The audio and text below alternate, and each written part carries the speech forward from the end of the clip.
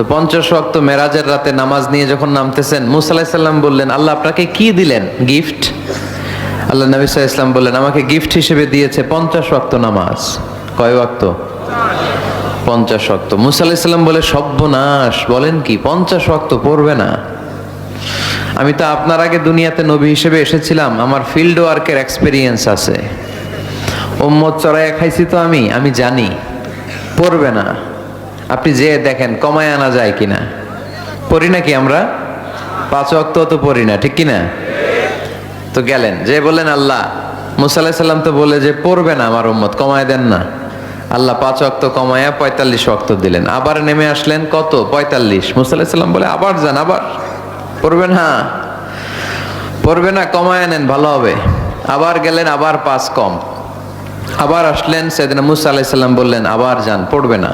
আবার গেলেন, 9 বারে 5 নং 45 ওয়াক্ত কমায় দিয়া রাখলেন কয় ওয়াক্ত? 5 ওয়াক্ত নিয়ে আল্লাহর হাবিব ফিরে আসতেছেন। মুসা আলাইহিস সালাম বললেন, কি অবস্থা? কয় রাকাত? কয় ওয়াক্ত? আল্লাহর হাবিব বললেন, এবার দিছে 5 ওয়াক্ত। মুসা আলাইহিস সালাম বললেন, এটাও পড়বে না, ঠিক কিনা? এটাও পড়বে না, কমায় নিয়ে আসেন। এবার আল্লাহ রাসূল সাল্লাল্লাহু আলাইহি ওয়াসাল্লাম বলতে আরম্ভ করলেন, কি বলেন, 9 বার গেলাম, আর কত যাওয়া যায়? আর পারুম না, লজ্জা লাগে, আমার শরম লাগে। সহিহ বুখারীতে এই কথাটাই এসেছে, আস্তাহি মির রাব্বি, আমার এবার লজ্জা লাগে যেতে। শরম বলেও তো একটা কথা আছে। কয়বার যাওয়া যায় আল্লাহর কাছে? সুবহানাল্লাহ পড়েন। লাজুকতা কাকে বলে তিনি শিখিয়েছেন। সকালবেলা কুরবানির হাটে যাবে গরু বিক্রি করতে, বউরে কয়, বউ একটা দাম ক। বউ বলে, কত কমু? বল যে 50,000। তো বউ কয়, বললাম 50,000। তো এরপর বাজারে যখন নিয়ে গেছে, এক লোক এসে বলতেছে, ভাই গরুটা 40,000 দিবেন? তখন সে বলে, আল্লাহর কসম, সকালবেলা একজন 50,000 দাম কইছে, দেই নাই। সকালে 50,000 কইছে, এরই তো দেই নাই, আপনার 40,000 কেমনে দেই? এরকম ডাকাইত সারাডাই। আল্লাহ রাসূল সাল্লাল্লাহু আলাইহি ওয়াসাল্লাম মদিনার খেজুরের বাগান বাজার পরিদর্শনে গেলেন। যে খেজুরের স্তূপ দেখে আল্লাহ রাসূল সাল্লাল্লাহু আলাইহি ওয়াসাল্লাম খেজুরের স্তূপে হাত ঢুকায় দিলেন। ঢুকায় দেওয়ার পরে তিনি দেখলেন পানি, ভিতরে কি? আর উপরে শুকনা খেজুর। আল্লাহর হাবিব বললেন, ভিতরে পানি, উপরে শুকনা কেন? কয়, বৃষ্টি হইছে। আর বৃষ্টি হলে তো সব জায়গায় পানির সয়লাভ থাকবে। আল্লাহ রাসূল সাল্লাল্লাহু আলাইহি ওয়াসাল্লাম রেগে গেলেন আর বললেন, মান গাশশানা ফালাইসা মিন্না, যে আমাদেরকে ধোঁকা দেয় সে আমার উম্মত হতে পারে না। The person who deceives us, he is not among us. যে লোক আমাদের ধোঁকা দেয় সে আমাদের অন্তর্ভুক্ত। মুসলমানরা কি ধোঁকা দিতে পারে?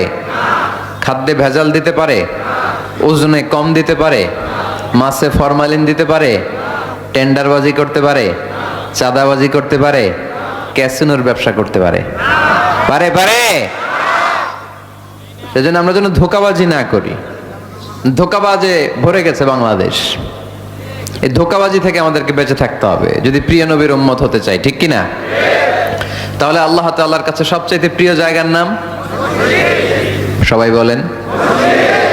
আর সবচেয়ে অপছন্দনীয় জায়গার নাম? বাজার। হাদিসটা সহিহ বুখারীতে এসেছে। এমন বাজার যেখানে মদের আড্ডাখানা, যেখানে ক্যাসিনোর ব্যবসা, হারাম ব্যবসা, ওইটা আল্লাহর কাছে অপছন্দনীয়। আল্লাহর হাবিব সাল্লাল্লাহু আলাইহি ওয়াসাল্লামের একটা অভ্যেস ছিল, তিনি কোনো এলাকায় গেলেই প্রথমে একটা মসজিদ বানায় ফেলতেন। সুবহানাল্লাহ পড়েন। তার মানে মসজিদ কেন্দ্রিক তিনি সব করতেন, মস্ক সেন্টার্ড। আগে মসজিদ, তারপরে সব। যেমন তিনি মক্কা থেকে যখন মদিনায় হিজরতে আসবেন, মদিনায় ঢোকার আগে কোবা নামক একটা এলাকায় তিনি কয়েক সপ্তাহ ছিলেন। ওখানে এই 2 সপ্তাহের ব্যবধানে একটা মসজিদ বানায় ফেলছেন, মসজিদে কোবা। মসজিদের নাম কি? প্রতি শনিবারে তিনি মসজিদে কোবায় যেতেন, ওখানে যে সালাত পড়তেন। এবং আল্লাহর হাবিব বলেছেন, কেউ যদি, আপনারা যখন মদিনা শরীফে যাবেন, শনিবারে যদি কেউ সকালবেলা আপনারা যে কোবা মসজিদে যে অজু করে, ঘর থেকে অজু করে যে 2 রাকাত সালাত পড়েন, তাহলে উমরা করলে, একটা মাকবুল উমরা করলে যেই সওয়াব, ওই সওয়াব আল্লাহ আমলনামায় দিয়ে দিবেন। কোবা থেকে তিনি মাইগ্রেট করলেন মদিনায়। মদিনাতে যেও তিনি একটা মসজিদ প্রতিষ্ঠা করলেন। মসজিদটার নাম সবাই বলেন, মসজিদে নববী। আল্লাহ রাসূল সাল্লাল্লাহু আলাইহি ওয়াসাল্লাম খুব চমৎকার লোকেশন বাছাই করতে পারতেন। লোকেশন তিনি দেখলেন কোথায় করলে ভালো হয়, কোথায় কোথায় কোথায়, খুঁজতে খুঁজতে এমন জায়গাটা পছন্দ হলো, সেখানে ছিল পুরাতন খেজুরের বাগান, ধ্বংসাবশেষ, আর ছিল মুশরিকদের কবর। আল্লাহর হাবিব বললেন, মুশরিকদের কবরগুলোরে হাড্ডি আর কঙ্কাল সহ উঠায় ফেলো, উঠে আরেক জায়গায় দাফন করো। সুবহানাল্লাহ পড়েন। খেজুর গাছগুলো কেটে সমান করো, ধ্বংসাবশেষ ভেঙে মাটির সাথে গুড়িয়ে দাও, এখানে হবে আমার মসজিদ। স্থাপিত হলো মসজিদে নববী। সুবহানাল্লাহ পড়েন। এখানেই 10 বছর বিষ্ণু ইসলাম ইমাম ছিলেন, খতিব ছিলেন। এজন্য যারা ইমাম, যারা খতিব, তাদের অনেক দায়িত্ব। তারা বিষ্ণু ইসলামের রেখে যাওয়া দায়িত্ব পালন করছে। আল্লাহর হাবিবের যে চাকরি ছিল, ইমাম সাহেবদের একই চাকরি। আল্লাহর হাবিবের যে দায়িত্ব ছিল, ইমাম সাহেবদের একই দায়িত্ব, কিন্তু তাদের বেতনটা বড্ড কম এদেশে, তাই না? আহা, সামান্য কিছু বেতন দিয়ে ইমাম মুয়াজ্জিনদেরকে আমরা রাখি, এটা ঠিক না। এজন্য টাঙ্গাইলবাসীদেরকে আমি প্রথম যে মেসেজটা দিতে চাই, ইমাম মুয়াজ্জিন আর খাদেমদের বেতন বাড়ায় দেন। আপনার বেতন বাড়ায় দিবে কে? সভাপতি সাহেব, সেক্রেটারি সাহেব, ক্যাশিয়ার সাহেব, বেতন বাড়ান, ওনাদের বেতন বাড়ায় দেন। আপনাদের জীবনে বরকত দিবে কে? ইমাম মানি নেতা। ইমাম মানি কি? নেতার সাথে যদি আমরা খারাপ আচরণ করি, এটা আমাদের জাতির জন্য কখনোই কোনোভাবে কল্যাণকর হতে পারে না। আল্লাহর হাবিব সাল্লাল্লাহু আলাইহি ওয়াসাল্লাম নিজ হাতে মসজিদ তৈরি করলেন। আমাদের মতো টাইলস আর এয়ার কন্ডিশনের মসজিদ, মসজিদে নববী না, এরকম ছিল না। বালুর ফ্লোর। কিসের ফ্লোর? ছাদ ছিল খেজুর পাতার ছাউনি। বৃষ্টি হলে ওই বালুর মধ্যে কাদামাটি হয়ে যেত, আর ওই কাদামাটিতেই দাঁড়িয়ে নামাজ পড়তেন মুহাম্মদ সাল্লাল্লাহু আলাইহি ওয়াসাল্লাম। সাহাবারা বলতেন, আল্লাহর হাবিব যখন নামাজ পড়ে আমাদের দিকে তাকাতেন, রাআইতু আসারা তিনি ফি জাবহাতিহি, আমরা রাসূলের নাকে এবং কপালে দেখতাম কাদার মাটি মিশে আছে। আল্লাহর হাবিব যখন মুসল্লিদের দিকে তাকাতেন, দেখতেন প্রতিটা মুসল্লি সাহাবীর নাকে আর কপালে কাদার মাটি মিশে আছে। তার মানে আমার নবীর বানানো মসজিদ ছিল কাঁচা, কিন্তু মুসল্লি ছিল পাকা। আমাদের মসজিদগুলো পাকা, কিন্তু মুসল্লিরা কাঁচা। পাকা মুসল্লি হইতে হবে, মসজিদকে আবাদ করতে হবে। কি করতে হবে? আওয়াজ করে বলেন, কি করতে হবে? আমরা মিলে, সবাই মিলে যেন মসজিদকে আবাদ করি, আমরা যেন মসজিদ নির্মাণ করি, সবাই যেন মসজিদ আবাদে অংশগ্রহণ করে। এজন্য আল্লাহ বললেন, ইন্নামা ইয়া'মুরু মাসাজিদাল্লাহি মান আমানা বিল্লাহি ওয়াল ইয়াউমিল আখির ওয়া আকামাস সালাতা ওয়া আতাজ যাকাতা ওয়া লাম ইয়াখশা ইল্লাল্লাহ ফাআসা উলাইকা আন ইয়াকুনু মিনাল মুহতাদিন। সুবহানাল্লাহ পড়েন। নিশ্চয়ই মসজিদ আবাদ করে তারা যারা আল্লাহ বিশ্বাস করে, আখিরাতে বিশ্বাস করে, সালাত কায়েম করে, যাকাত আদায় করে, আল্লাহ ছাড়া কাউরে ভয় পায় না, এই 5টা কাজ যারা দুনিয়ার বুকে করে, তারাই হলো আল্লাহর জমিনে মসজিদের আবাদকারী। ঠিক কি না? ফাআসা উলাইকা ইয়াকুনু মিনাল মুহতাদিন, আশা করা যায় এরাই হলো হেদায়েত প্রাপ্তদের অন্তর্ভুক্ত। সুবহানাল্লাহ পড়েন। এদের কাছে আল্লাহর হেদায়েত আছে। 5টা গুণ আর কোয়ালিটিস থাকবে যারা মসজিদের আবাদ করবে। 1 নম্বর গুণ, মসজিদের আবাদকারী যারা হবে তারা বিশ্বাস করবে একজনকে, তিনি কে? আবার তাদের 2 নম্বর গুণ, তারা আখিরাতে বিশ্বাস করবে। মসজিদ যারা আবাদ করবে তাদের 3 নাম্বার গুণ, তারা মসজিদে যে জামাতে সালাত আদায় করবে। ঠিক কিনা? মসজিদ আবাদ করে কিন্তু মসজিদে যায় না, এরকম আছে না নাই? মসজিদের সভাপতি যায় না মসজিদে, সেক্রেটারি যায় না, ক্যাশিয়ার যায় না, আছে না নাই? তো এটা কি আবাদ করলেন আপনি? আপনি সভাপতি, আপনার তো আরো আগে যাওয়া দরকার। যাবেন মসজিদে। আপনি সেক্রেটারি, আপনি যাবেন মসজিদে, যাবেন, যে নামাজ পড়বেন। আপনি ক্যাশিয়ার, কোষাধ্যক্ষ, যান না কেন আপনি মসজিদে? আপনি যদি মসজিদ আবাদকারী হতে চান, রব্বে কারিমের খাতায় মসজিদ আবাদকারীদের সাথে নিজের নামটা টুকে নিতে চান, তাহলে মসজিদে যান। ঠিক কি না? এজন্য আল্লাহ বললেন, মসজিদ আবাদকারী তারা যারা আল্লাহর উপর ঈমান আনে, আখিরাতের প্রতি ঈমান আনে, তারা মসজিদে যায়, মসজিদে যে সালাত কায়েম করে। কি করে? সালাতে কায়েম করো, হো সালাতে কায়েম করো, হবে সম্মানী তুমি, হবে জান্নাতি তুমি, হবে সম্মানী তুমি, হবে জান্নাতি তুমি। দিবে কাল হাসরে শীতল ছায়া আরশে আজিম, রব্বিয়াল আলা রব্বিয়াল আযীম, রব্বিয়াল আলা রব্বিয়াল আযীম। সুবহানাল্লাহ পড়েন। আউয়ালু মা ইউহাসাবু বিহিল আবদু ইয়াউমাল কিয়ামাতি আস-সালাহ। কিয়ামতের দিন সর্বপ্রথম যে জিনিসটার হিসাব আল্লাহ নেবেন সেটা কি? সালাত। কুরবানির গোশতের সাথে যেটা খায়, তাই না? সালাত মানে নামাজ। এই নামাজের হিসেবটা সর্বপ্রথম আমাদের কাছ থেকে চাইবে কে? আপনার আমলনামার এই হিসেব যদি আপনার জন্য কিয়ামতের দিন সহজ হয়ে যায়, পুরো আমলনামাটারে সহজ করে দিবে কে? আর এই সালাতের হিসাবে যদি গন্ডগোল লাগে, সব গন্ডগোল লাগায় দিবে কে? এজন্য আল্লাহ বললেন, মসজিদের আবাদকারী তারা যারা আমার উপরে বিশ্বাস রাখে, আখেরাতে বিশ্বাস রাখে, সালাত কায়েম করে, যাকাত আদায় করে, আল্লাহ ছাড়া কাউকে তারা ভয় পায় না। ওয়ালাম ইয়াখশা ইল্লাল্লাহ, আল্লাহ ছাড়া কাউকে তারা ভয় পায় না। তাদের হৃদয়ে ভয় থাকে একজনের, তিনি কে? ফাআসা উলাইকা ইয়াকুনু মিনাল মুহতাদিন, আশা করা যায় তারাই হেদায়েত প্রাপ্তদের অন্তর্ভুক্ত। ঠিক কি না? কথাটা কার? এখন আমরা মসজিদের আবাদকারী হতে চাই কি চাই না? এই 4-5 জন চান? সবাই মসজিদের আবাদকারী হতে চাই কি চাই না? তাহলে এই 5টা কাজ করতে হবে। আল্লাহর উপর বিশ্বাস, আখিরাতে বিশ্বাস, মসজিদে যে সালাত আদায়, যাকাত আদায়, আর হৃদয়ে আল্লাহর ভয় ছাড়া আর কারো কোনো ভয় থাকতে পারবে না। তাহলে আমরা সবাই মসজিদ আবাদ করতে চাই। টাঙ্গাইলের ভাইরা আজকে আমাকে বললো যে মসজিদ নাকি আজকে আপনারা আবাদ করবেন। রাজি আছেন তো সবাই? খেয়াল রাখবেন, ইসলামে মসজিদ এটা সবার নাকি আওয়ামী লীগের, বিএনপির, জাতীয় পার্টির, জামাত ইসলাম, পীরের মুরিদ, তাবলীগের ভাই? কাদের? চিল্লায় বলেন কাদের? অনেক জায়গায় দেখেন মসজিদ বানায় আহলে হাদিস জামে মসজিদ। কেন? আহলে হাদিস জামে মসজিদ হবে কেন? আবার অনেক জায়গায় হানাফি জামে মসজিদ। কেন? সমস্যা কি আপনাদের? ভাগ করেন কেন? আল্লাহ রাসূল আসছে মিলাইতে, আমরা খালি কোপায়া কোপায়া ভাগ করে দেই। না, ভাগ করবেন না, সবাইরে সব মসজিদে ঢুকতে দিবেন। আহলে হাদিসের ভাইরা হানাফি ভাইদের সাথে মসজিদে সালাত পড়বে। হানাফি মাযহাব যারা মানে তারা আহলে হাদিসের ভাইদের সাথে সালাত আদায় করবে। ঠেলাঠেলি আছে? কাবা ঘরের সামনে কেউ এইভাবে বুকে বাঁধে, আল্লাহু আকবার, এইভাবে দেখছেন না? কেউ এইভাবে, আবার হানাফিরা এইভাবে। মালিকিদের কিছু লোক আছে এরা বাঁধেই না, এমনি ছেড়ে রাখছে। কি করবি কর, বাঁধনো না এইভাবে। হ্যাঁ, করে কিছু করারও নাই, এরা ছেড়ে দিয়ে নামাজ পড়ে।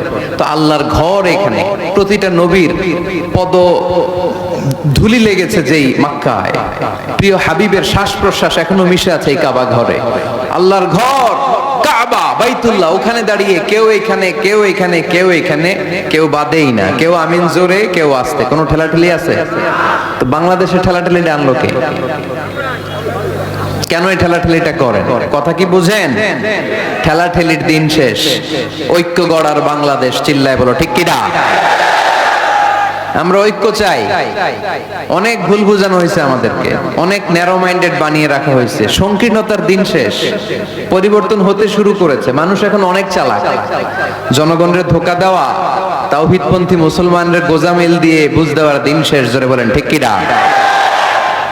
যেটা বলবেন কোরআন সুন্নাহর আলোকে বলবেন। ইসলাম এসেছে মিলানোর জন্য, তা আপনি পিস পিস করেন কেন? আল্লাহ আপনার পিস পিস করে ফেলবে। সবাই ভাই ভাই, মসজিদ সবার। 60 জন খ্রিস্টান পাদ্রী নাজরান থেকে এসেছে আল্লাহর হাবিবের সাথে দেখা করতে। জায়গা নাই, কই বসতে দিবে? কোনো জায়গা না পেয়ে 60 জন খ্রিস্টানের জন্য আল্লাহর হাবিব সাল্লাল্লাহু আলাইহি ওয়াসাল্লাম মসজিদে নববীর দরজা খুলে দিয়ে খ্রিস্টানদেরকে মসজিদে ঢুকতে দিয়েছেন। মসজিদে নববীতে খ্রিস্টান ঢুকতে পারে, আর আমাদের আহলে হাদিস মসজিদে হানাফি ভাইরা ঢুকতে পারে না। হানাফি ভাইদের মসজিদে আহলে হাদিসের ভাইরা ঢুকতে পারে না। এটা আপনি পেয়েছেন কোথায়? কেন করেন এগুলো? বাদ দিয়ে দেন। আমরা সবাই এক। চিল্লায় বলেন ঠিক কিনা? আপনারা কি ঐক্য চান নাকি কিলাকিলি করবেন? আমরা কিলাকিলি চাই, বিভেদ চাই, হিংসা চাই, আর কোন ঝগড়া মারামারি চাই? আমরা চাই ঐক্য। চিল্লায় বলেন কি চাই? আল্লাহ তুমি ঐক্য প্রতিষ্ঠার তৌফিক আমাদেরকে দান করো। আর জোরে বলে আমিন। এজন্য আল্লাহ বললেন ইন্নামা ইয়ামুরু মাসাজিদাল্লাহ, যারা আল্লাহয় বিশ্বাসী, নামাজ পড়ে, যাকাত দেয়, আল্লাহরে ভয় করে, তারাই মসজিদের আবাদ করে। উমরানুল মাসাজিদ, কেমন করে মসজিদের আবাদ করবেন? এক নাম্বার, মসজিদ নির্মাণের মাধ্যমে মসজিদের আবাদ হয়, ঠিক কি না? আল্লাহর হাবিব বললেন মান বানা লিল্লাহি বাইতান মিন মালিহি বানাল্লাহু লাহু বাইতান ফিল জান্নাহ। নিজের অর্থ ব্যয় করে যে দুনিয়ার বুকে মসজিদ বানায়া দেয়, আল্লাহ তার জন্য জান্নাতে ঘর বানায়া দেয়। ইন্না মিম্মা ইয়ালহাকু আল মুমিনু মিন হাসানাতিহি বা'দা মাউতিহি, মৃত্যুর পরে কোন মানুষ যে সওয়াবগুলো অটোমেটিক সব সময় ধারাবাহিকভাবে পেতে থাকে, তার মধ্যে একটা হচ্ছে দুনিয়াতে সে যদি কোনো মসজিদ বানিয়ে যায়, তার পার্সেন্টেজ সওয়াব যতদিন এই পৃথিবী থাকবে ততদিন আপনার আমলনামায় ওই সওয়াবের পার্সেন্টেজ পাঠিয়ে দিবে কে? তার মানে মসজিদ আবাদের এক নাম্বার পদ্ধতি মসজিদ বানানো, মসজিদ আবাদের দুই নাম্বার পদ্ধতি বারবার মসজিদে যাওয়া, মসজিদে যে জামাতে সালাত আদায় করা। মসজিদের সাথে সম্পর্কের দরকার আছে না নাই? মসজিদে যে জামাতে সালাত আদায় করা, সালাতুল জামাআ তাফদুলু সালাতাল ফজরি বি27 দারাজা। একা নামাজ পড়লে যেই সওয়াব, মসজিদে যে জামাতে পড়লে 27 গুণ সওয়াব হয়ে যায়। এজন্য জামাতে সালাত পড়বেন তো। তার মানে এক নম্বরে পেলাম মসজিদ বানানো, দুই নম্বরে পেলাম মসজিদে যে জামাতে নামাজ পড়া, তিন নম্বরে মসজিদের সাথে হৃদয়টারে ঝুলিয়ে রাখা। মসজিদের সাথে হৃদয়টা ঝুলে থাকবে। 7 শ্রেণীর ব্যক্তিকে আল্লাহ তাআলা কিয়ামতের দিন আরশের নিচে ছায়া দিবে। এর মধ্যে এক শ্রেণীর ব্যক্তি ওই ব্যক্তি যে ব্যক্তির হৃদয়টা সবসময় মসজিদের সাথে ঝুলে থাকে, লেগে থাকে। জোহরের নামাজ পড়ে খালি টেনশন, কিরে আসরের সময় কখন হবে। আসর পরে চিন্তা করে মাগরিবে আমি কই থাকবো, তখন মসজিদ থাকবে কই, নামাজটা হবে কিনা। মাগরিব পড়ার পরে একটাই চিন্তা, ঘুমের আগে এশাটা যেন ঠিক মতো হয়, ঠিক কিনা? এরকম মুসল্লি আছে না নাই? আল্লাহর হাবিব বললেন যারা সব সময় হৃদয়টারে মসজিদের সাথে এইভাবে লাগিয়ে রাখে, আরশের নিচে তাদেরকে সেদিন ছায়া দিবে কে? আল্লাহর আরশের ছায়া ছাড়া ওই দিন আর কোনো ছায়া থাকবে নাকি? আকাশের সূর্য মাথার কাছে নেমে আসবে, জমিনটারে তামার জমিন বানিয়ে দেওয়া হবে, জিহ্বাটা তৃষ্ণার চোটে বের হয়ে নাভি পর্যন্ত কুকুরের মতো ঝুলতে থাকবে, মানুষগুলো চিৎকার মারবে, কোনো ছায়া নাই আরশের ছায়া ছাড়া। ওই আরশের ছায়ার নিচে ওই ব্যক্তিকে আল্লাহ ছায়া দিবেন যার হৃদয়টা মসজিদের সাথে লেগে থাকে, সবসময় মসজিদের সাথে মনটা পড়ে থাকে। এরকম আছে না নাই? মসজিদে বারবার যেতে চায়। মসজিদে যাওয়ার জন্য যতগুলো কদম ফেলবেন, প্রতিটা কদমে আপনার মর্যাদা এক স্ট্যাটাস, এক তলা বাড়ায় দেয় কে? গুনাহগুলো মাফ করে দেয় কে? আবার মসজিদে যদি কোনো দিনই হালাকায় বসেন, আল্লাহর রহমত চারদিক থেকে আপনারে বেষ্টন করে ফেলে, আল্লাহর ফেরেশতারা আপনাদের জন্য দোয়া করতে থাকে। তাহলে মসজিদ আবাদের এক নাম্বার নমুনা হলো মসজিদ বানানো। মসজিদকে আবাদ করার দুই নাম্বার নমুনা হলো মসজিদে জামাতের সাথে সালাত আদায় করা। মসজিদ আবাদের 3 নাম্বার নমুনা হলো হৃদয়টা মসজিদের সাথে ঝুলিয়ে রাখা। মসজিদ আবাদের 4 নাম্বার নমুনা হলো নিজ হাতে মসজিদকে পরিষ্কার পরিচ্ছন্ন রাখা। মসজিদ ঝাড়ু দিচ্ছেন কে কে? দেখি হাত তোলেন। প্রত্যেকদিন দেন? আলহামদুলিল্লাহ, আলহামদুলিল্লাহ। এটা সাইয়েদনা ইব্রাহিম আলাইহিস সালাম আর ইসমাঈল আলাইহিস সালামের ডিউটি ছিল। ডিউটিটা দিছিল কে? চিল্লায় বলেন কে? আল্লাহ বললেন তাহিরা বাইতিয়া লিত-তাইফিনা ওয়াল আকিফিনা ওয়ার রুকআইস সুজুদ।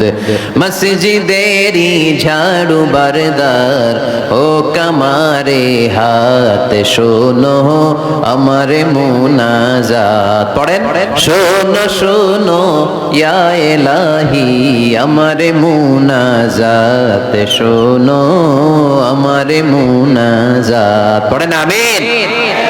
খাদেম ঝাড়ু দিল কিনা, মসজিদের ফ্লোর মুছলো কিনা, মুয়াজ্জিন হুজুর মসজিদ ঝাড়ু দিল কিনা, মসজিদে বালু আছে কিনা, সবাই যে চেক করে। দায়িত্ব কি শুধু খাদেম আর মুয়াজ্জিনের কাঁধের উপরে নাকি আমাদের কাঁধেও মসজিদ পরিচ্ছন্ন রাখার দায়িত্ব আছে? রাডাই দুইজন নবীকে আল্লাহ বললেন, সাইয়েদনা ইব্রাহিম যাকে উপাধি দিয়েছেন আল্লাহ খলিল, আমার মসজিদ পরিষ্কার করো, বাপ বেটা মিলে ঝাড়ু দাও। সাইয়েদনা ইসমাইল ইব্রাহিম মসজিদ ঝাড়ু দিতে পারলে আপনি কোন লাট সাহেব হয়েছেন? কি হয়ে গেছেন আপনি? মনে জ্বালা, যন্ত্রণা, ঘরে মারামারি, শান্তি নাই, মসজিদে চলে যান, মসজিদ মুছে দেন, একটু ঝাড়ু দিয়ে দেন, আপনার ঘরের সব অশান্তিরে শান্তি বানায় দিবে কে? মনের জ্বালা যন্ত্রণা দূর করে দিবে কে? এই জন্য হৃদয়ে যদি কষ্ট থাকে, জ্বালা যন্ত্রণা থাকে, অসুখ থাকে, অশান্তি থাকে, মসজিদে যান, মসজিদটা ঝাড়ু দেন, এতিমের মাথায় হাত বুলায় দেন, হৃদয়টারে প্রশান্ত করে দিবে কে? তাহলে এই কাজগুলো করার মাধ্যমে আমরা মসজিদ আবাদ করবো। রাজি আছেন? আপনাদের টাঙ্গাইল জেলায় সবচেয়ে বড় মসজিদ কোনটা?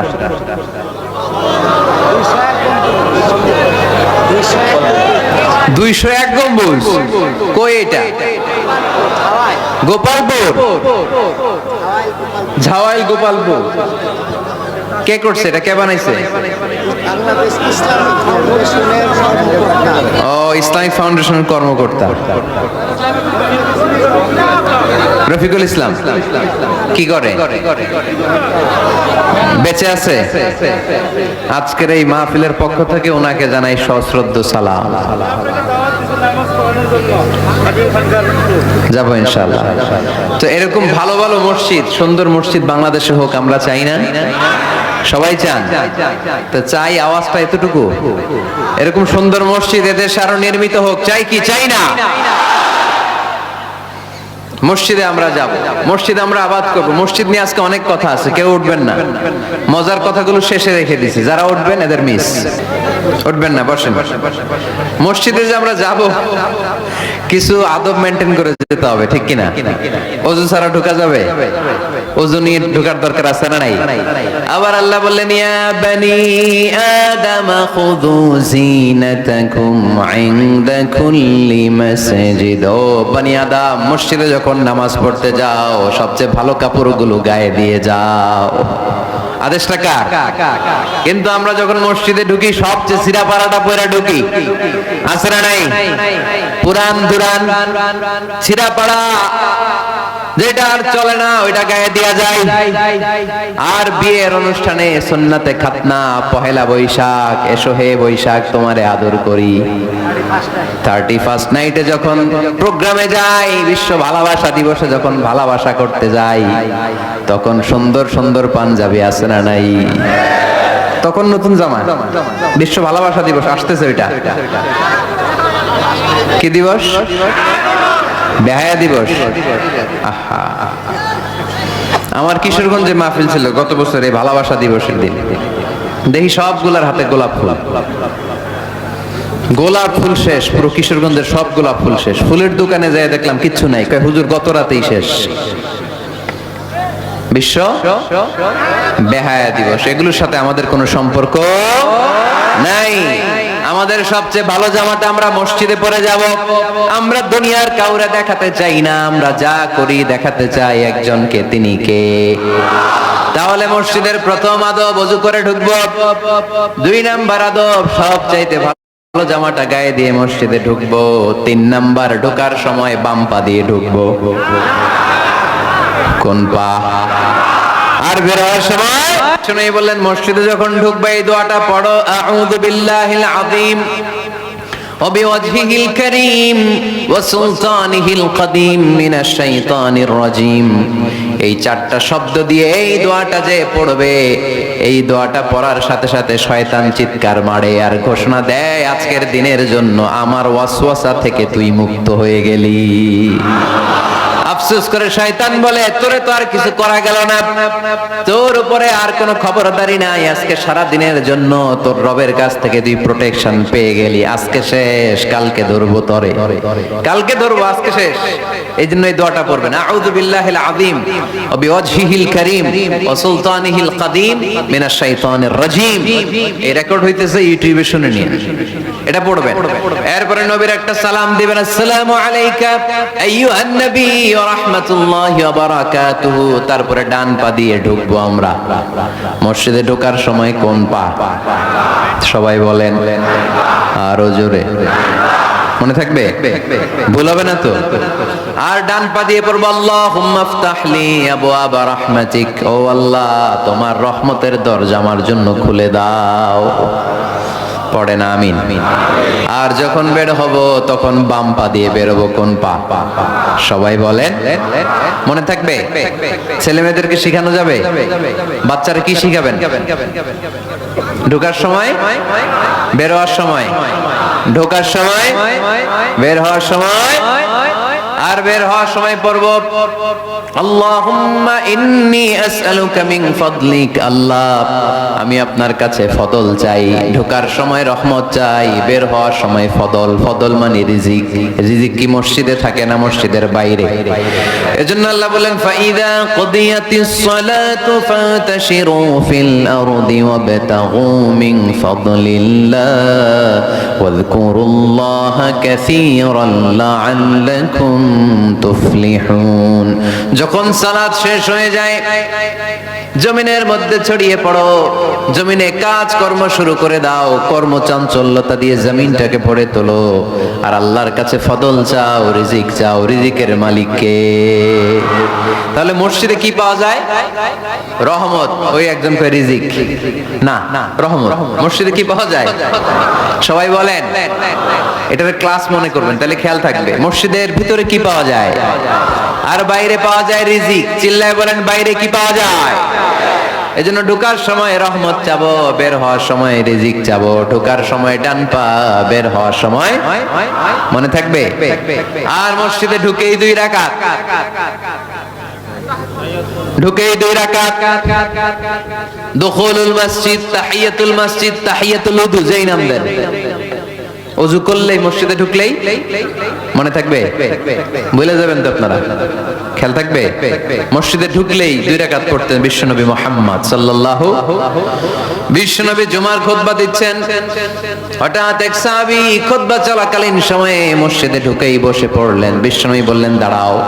নিজের খুতবা বন্ধ করে দিয়ে সাহাবীরে বললেন, দাঁড়াও, 2 রাকাত পড়েছো নাকি? সাহাবী বলে, পড়ি নাই। বিশ্বনবী বললেন, তাড়াতাড়ি করে চটজলদি করে 2 রাকাত পড়ে নাও। খুতবা, জুমার খুতবা চলতেছে, খুতবা থামিয়ে দিয়ে খুতবার নিরবিচ্ছিন্নতাকে ভঙ্গ করে আল্লাহর হাবিব সাল্লাল্লাহু আলাইহি ওয়াসাল্লাম 2 রাকাত পড়তে বললেন। এটা খুবই জরুরি, পড়বেন, খুতবা চলাকালীনও পড়বেন। যদিও আমাদের দেশের অনেক জায়গায় এটার সুযোগ দেয় না, বলে যে লাল বাতি জ্বলন্ত অবস্থায় নামাজ পড়া নিষেধ। নিজেরা বানাইছে এই নিষেধ, তো পড়তে না দিলে বারান্দায় পড়েন, যেহেতু খুতবা শোনারও গুরুত্ব আছে। হানাফি মাযহাবে খুতবাটারে ওয়াজিব বলে, খুব গুরুত্ব দেয়। এজন্য বলে যে এটা বেশি গুরুত্বপূর্ণ ওই নামাজের চেয়ে। এটা হচ্ছে ওনাদের দলিল, কিন্তু ওই দলিলটা বেশি শক্তিশালী যে মসজিদে ঢুকেই 2 রাকাত পড়তে হয়, ঠিক কি না? এজন্য মসজিদে ঢুকেই আমরা 2 রাকাত পড়ব। তাহলে প্রথমে ওযু করে নিলাম, সুন্দর জামা পরলাম, ডান পা দিয়ে মসজিদে ঢুকলাম, ঢুকেই 2 রাকাত পড়লাম। এই সবগুলো আদেশ বিশ্বনবী আমাদের জন্য দিয়েছে, ঠিক কি না? আবার বিশ্বনবী নিষেধ করেছে কবরের উপর যেন কখনো কেউ মসজিদ না বানায়। লাআনা রাসূলুল্লাহি সাল্লাল্লাহু লাআনাতুল্লাহি আলাল ইয়াহুদ ওয়ান নাসারা ইত্তাখাযু কুবুর আমবিয়াইহিম মাসাজিদা। আল্লাহ তাআলা ইহুদি নাসারাদের উপর লানত দিয়েছে। কি দিয়েছে? লানত। কারণ তারা তাদের নবীদের কবরের উপরে মসজিদ বানায়, ওইখানে নামাজ পড়ে। কবরস্থানে নামাজ পড়া যায়? কবরের উপরে নামাজ পড়া যায়? বাংলাদেশে আছে না নাই? ছোট্ট এতটুক মসজিদ, 2 কাতারের এত বড় কবরস্থান। ইয়া লাল শালু, নীল শালু, আগরবাতি আর গোলাপ জলের গন্ধে ঢোকা যায় না, আছে না নাই? ওখানে যে আগরবাতি জ্বালায় দেয়, গোলাপ জল ঢেলে দেয়, আছে না নাই? কবরস্থানে বা মাজারে কেন মোমবাতি দেয় মানুষ আমি জানি না। যিনি কবরে শুয়ে আছেন ওনার কাছে কি আলো যায়, মোমবাতির আলো? তো ওনারে দিচ্ছেন কেন? এটা তো যে সমস্ত ঘরে এখনো ইলেকট্রিসিটি পৌঁছে নাই, বাচ্চারা পড়াশোনা করতে পারে না, এদের ঘরেই না আপনি মোমবাতি দিবেন? তাহলে আপনার বাবার কবরটারে আলো দিয়ে ভরে দিবে কে? মাজারে যে অনেকে টাকা দেয়, মানত করে, মাজারে টাকা দেয়া যায় না, মানত করা যায় না, মানত করতে হয় একজনের নামে। চিল্লায় বলেন তিনি কে? খবরদার, এগুলো থেকে সাবধানে থাকতে হবে। মাজার জিয়ারত করা সুন্নাহ, কবর দেখলেই সালাম দেয়া সুন্নাহ, জিয়ারত করা সুন্নাহ। এর জন্য দোয়া চাইবেন, নিজের জন্য আল্লাহর কাছে দোয়া চাইবেন, এর জন্য দোয়া করবেন, নিজের জন্য দোয়া করবেন। কিন্তু মাজারে পড়ে থাকা লোকটার কাছে কিছু চাওয়া যায়? আল মাইয়িতু ফিল কবর কাল গরীকি ফিল বাহর। সাঁতার না জানা ব্যক্তি সাগরে পড়লে যেরকম অসহায়, কবরে শুয়ে থাকা ব্যক্তিটা তার চেয়েও বেশি অসহায়। সে আপনার জন্য কি করবে? আপনি তার জন্য দোয়া করলে সে কিছু পাবে।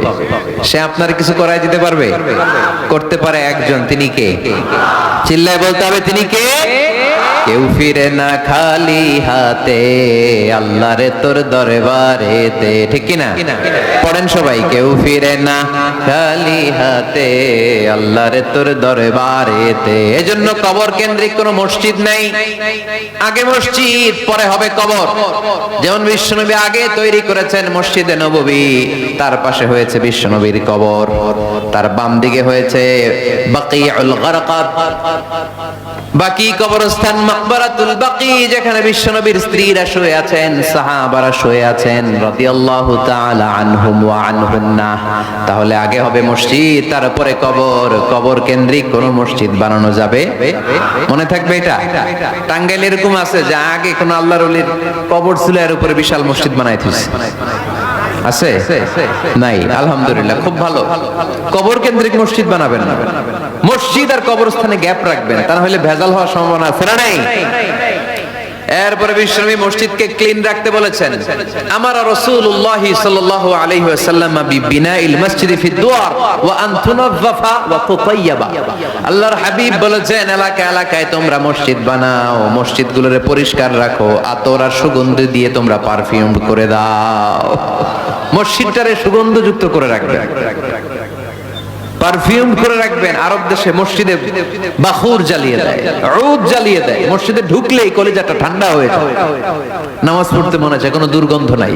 এজন্য মসজিদ পরিচ্ছন্ন রাখার দরকার আছে না নাই?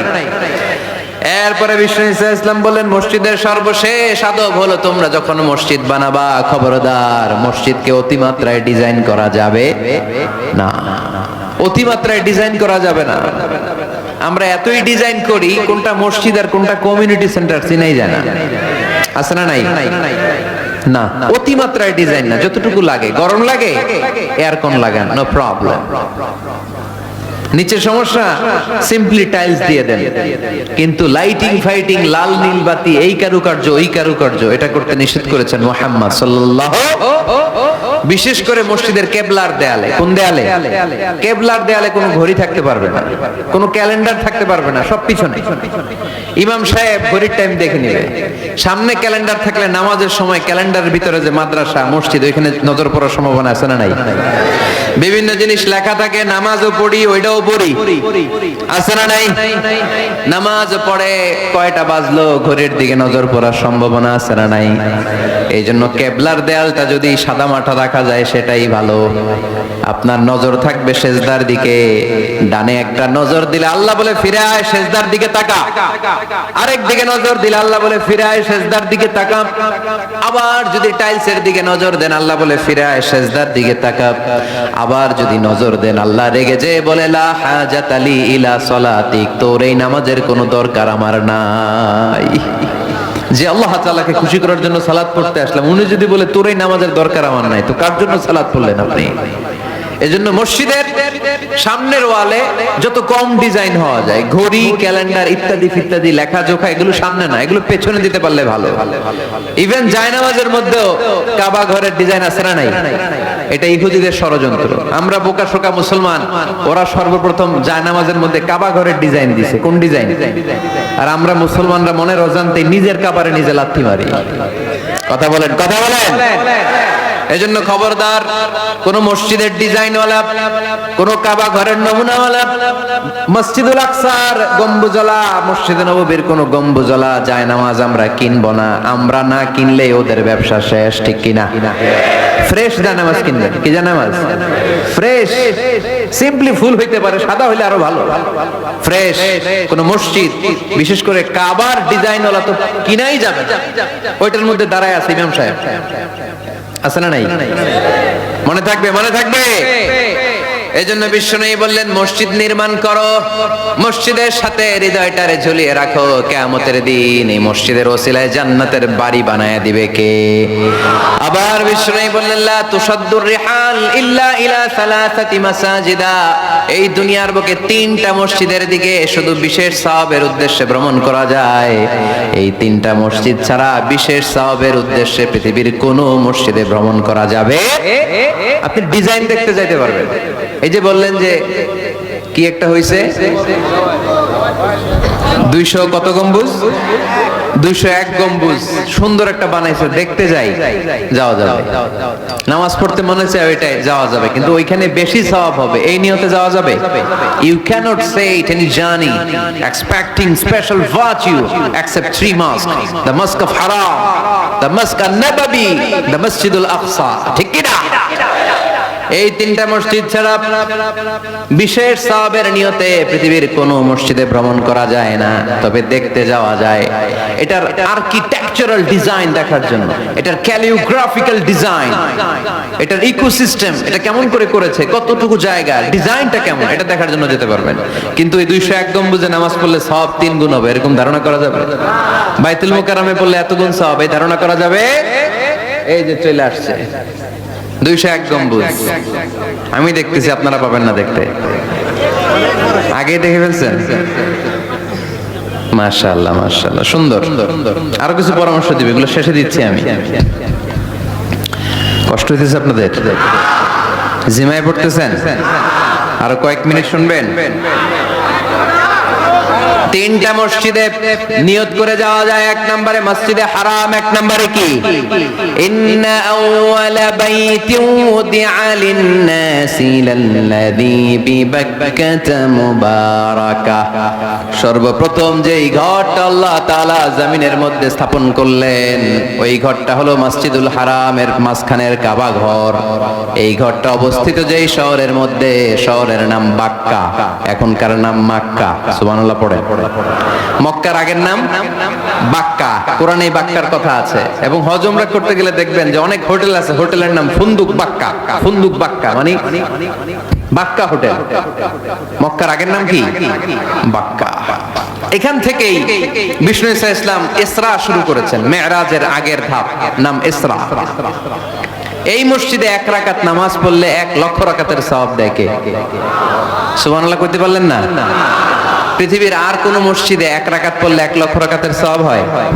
আপনাদের 201 গম্বুজে পড়লে, বাইতুল মুকাররম, পৃথিবীর কোন মসজিদে পড়লে হবে?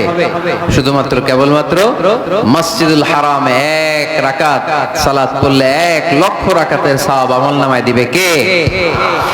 এজন্য আল্লাহ বললেন, ওখানে যাও, হাইসুমা তুয়াল্লু ফাওয়াল্লু ওজুহাকুম শাতরা, যেখানে যাইবা, দুনিয়ার যেখানেই থাকো না কেন, কাবা ঘরের দিকে হয়ে নামাজ পড়াকে আবশ্যক করেছে কে? পৃথিবীর যেখানেই যান, কোন দিকে হয়ে নামাজ পড়বেন? কাবা, টু দ্য ডাইরেকশন অফ কিবলা। আপনি অবাক হবেন, অস্ট্রেলিয়ায় একটা শহর আছে সিডনি, এই সিডনি শহরে একটা জঙ্গল আছে, এই জঙ্গলে একটা গাছ আছে, যে গাছটা মানুষের মতো রুকু করে আছে, টু দ্য ডাইরেকশন অফ কিবলা, তাও কিবলামুখী হয়ে। পত্রিকার কাটিং দেখেছেন না আপনারা? অনেক ক্যালেন্ডারেও আছে। গাছ, ইউটিউবে দেখেছেন?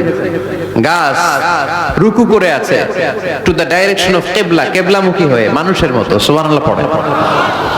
তাহলে এই মসজিদ এমন মসজিদ, এই মসজিদে 1 রাকাত সালাত পড়লে 1 লক্ষ রাকাতের সওয়াব হয়ে যায়।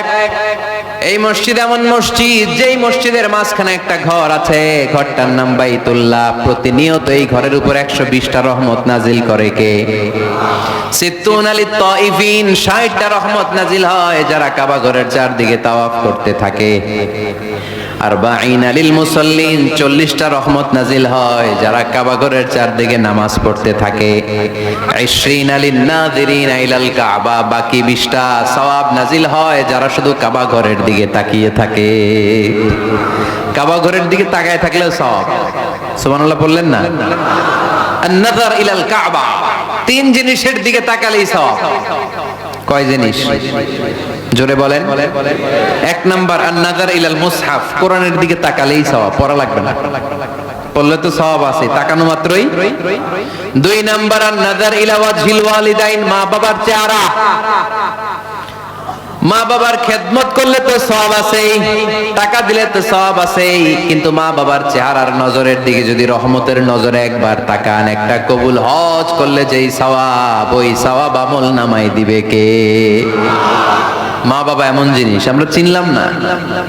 আমরা পীর সাহেবের দরবারে লাউ নিয়ে যাই আর গান গাই, সাদের লাউ বানাইলো মোরে, আগা খাইলাম ডগা খাইলাম, খাইলাম না ডুগডুগি না। তো কই লাউ নিয়ে যান আপনি, কই হাদিয়া নিয়ে যান? আসল পীর সাহেব তো আপনার ঘরে। আপনার আব্বা সবচেয়ে বড় পীর সাহেব, আপনার আম্মা জান আপনার জন্য সবচেয়ে বড় পীর সাহেব। গোটা বিশ্বের সব পীর সাহেব যদি 50 বার করে কোরআন খতম দিয়ে 1 গ্লাস পানির মধ্যে ফু দেয়, আর আপনার আব্বা শুধু বিসমিল্লাহ বলে যদি 1 গ্লাসের পানিতে ফু দেয়, ওই গ্লাসের পানির ফুটা আল্লাহর কাছে কবুল হয়ে যাবে। এজন্য বিশ্বনবী বলতেন, জান্নাতু তাহতা আকদামি উম্মাহাতিকুম, ও দুনিয়ার মানুষেরা শোনো, দুনিয়ার পুরুষ মানুষদের পায়ের নিচে থাকে জুতা, জুতার নিচে থাকে বালু আর মাটি, আর দুনিয়ার বুকে এক একটা মায়ের পায়ের নিচে থাকে তার সন্তানদের জান্নাত। ওগো মা তুমি এই ধরনের শ্রেষ্ঠ নেয়ামত, তোমারই পদ তলে রয়েছে জান্নাত। ওগো মা তুমি এই ধরনের শ্রেষ্ঠ নেয়ামত, তোমারই পদ তলে রয়েছে জান্নাত। সুবহানাল্লাহ পড়েন। কি মা? এই মারে আমরা চিনি না। লাউ কাতাআতা জিলদাক, তোমার গায়ের চামড়া কেটেও যদি মাকে জুতো বানিয়ে দাও, ওই যে ছোটবেলায় দুধ খাইছিলা, 1 ঢোক দুধের শোধ আদায় হবে না। 1 ঢোক দুধের শোধ আদায় হবে না। ওই মা 3 বার বললেন আল্লাহ রাসূল এই মায়ের কথা। কয়বার? আল্লাহ হাবিব বললেন মা মা মা, তারপরে মা কয়বার? বাবা কয়বার? তার মানে ইসলাম মাকে দিয়েছে স্বর্ণ পদক, ইসলাম মাকে দিয়েছে রৌপ্য পদক, ইসলাম মাকে দিয়েছে ব্রোঞ্জ পদক, বাবাকে দিয়েছে সান্ত্বনা পুরস্কার। ঠিক কিনা? 3 বার যদি মা হয়, 1 বার যদি বাবা হয়, তাহলে স্বর্ণ পদক কে? রৌপ্য পদক, ব্রোঞ্জ পদক, সান্ত্বনা পুরস্কার। সুবহানাল্লাহ কইতে বললেন না? ওই মায়ের চেহারার দিকে যদি রহমতের নজরে একবার তাকান, কবুল হজের সওয়াব আছে না নাই? তাহলে 1 নাম্বার কোরআনের দিকে নজর করলে সওয়াব, 2 নাম্বার মা বাবার চেহারার দিকে নজর করলে সওয়াব, 3 নাম্বার আল্লাহর কাবা ঘরের গিলাফের দিকে যখন নজর করে তাকাবেন, 20টা রহমত নাজিল করবে কে? তাহলে শ্রেষ্ঠ মসজিদ মসজিদে হারাম, শ্রেষ্ঠ মসজিদ। 2 নাম্বার হচ্ছে মসজিদ নববী, নবীর মসজিদ, ওখানে 1 রাকাত পড়লে 1000 রাকাতের সওয়াব। আমার নবী শুয়ে আছে তার পাশে, পাশেই জান্নাতুল বাকিয়া, মাকবারাতুল বাকিয়া, এরপর আছে রওদা। বিশ্বনবীর কবর থেকে মিম্বার পর্যন্ত জান্নাত, রাউদাতুম মিন রিয়াদিল জান্নাহ। এটা দুনিয়ার বুকে একটা জান্নাতের টুকরা। কোন সুবহানাল্লাহ। ওখানে নামাজ পড়ার জন্য খুব ধাক্কাধাক্কি হয়। পুরো মসজিদে নববীর কার্পেটের 1 কালার, ওইটার কার্পেটের আরেক কালার। যারা হজ উমরা করেছেন দেখে এসেছেন, জায়গা পাওয়া যায় না, খুব ধাক্কাধাক্কি হয় ওই জায়গাটাতে সালাত পড়ার জন্য। এটা হচ্ছে দ্বিতীয় মসজিদ শ্রেষ্ঠত্বের দিক থেকে। তৃতীয় মসজিদ হচ্ছে মসজিদে আকসা, ফিলিস্তিনে।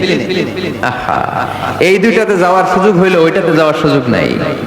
ইসরায়েলি হায়নাদের দখলে। চিল্লা এখন ঠিক কিনা? আমরা আল্লাহর কাছে চাই আমরা মসজিদুল হারামে, মসজিদ নববীতে যেমনে সালাত পড়তে পারি, বাইতুল মাকদাসে যেও যেন সালাত পড়তে পারে। আল্লাহ তুমি তৌফিক দাও। বাইতুল মাকদাসে 1 রাকাত পড়লে 250 রাকাতের সওয়াব, আরেক বর্ণনা এসেছে 500 রাকাতের সওয়াব। এই তিনটার পরে দুনিয়ার যত বড় মসজিদ হোক না কেন সবগুলোর সওয়াব সমান। সুবহানাল্লাহ পড়ে। তাহলে আমরা মসজিদ আবাদ করতে চাই, কি করতে চাই? এই মসজিদ হচ্ছে আমাদের মুসলমানদের সামাজিক ঐক্যের কেন্দ্রবিন্দু। সামাজিক ঐক্যের কেন্দ্রবিন্দু আমাদের মসজিদ, বুঝতে হবে। এটা খ্রিস্টানদের চার্চের মতো, এটা ইহুদিদের সিনাগগের মতো, এটা শিখদের গুরুদুয়ারার মতো গতানুগতিক কোনো ইবাদত গাহ বা উপাসনা কেন্দ্র নয়। এটা আমাদের ঐক্যের ভিত্তি। চিল্লায় বলেন ঠিক কি না? বিশ্বনবী মসজিদে নববী থেকে সব করেছেন। বিশ্বনবীর মসজিদে নববীটাই ছিল ক্যান্টনমেন্ট, সেনাবাহিনীর ক্যান্টনমেন্ট ছিল এটা। বিশ্বনবীর মসজিদে নববী ছিল গণভবন, আমার নবীর মসজিদে ছিল বঙ্গভবন। এইখানেই ছিল সুপ্রিম কোর্ট, হাই কোর্ট। এখানে বসেই বিশ্বনবী যুদ্ধের জন্য সেনা প্রেরণ করতেন। এখানে বসেই বিশ্বনবী বেকারদের কর্মসংস্থান করতেন।